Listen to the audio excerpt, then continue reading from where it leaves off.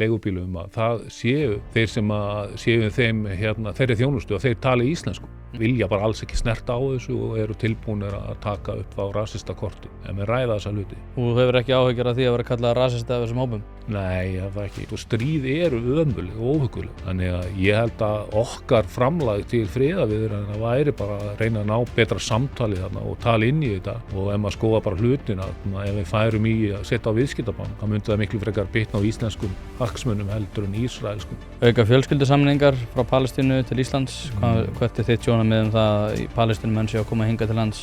Ég vil fara varlega í það. Af hverju? Að brúða af utanríkisárum okkar ágætum sem að vinna þjóðinni í gagn með snáks, tungu og blóði drifna. Mér finnst þetta ósanngjarnt og mér finnst þetta ekki alveg vera sá hópur sem eigi að leggja línurnar fyrir utanríkisstefnu Íslands.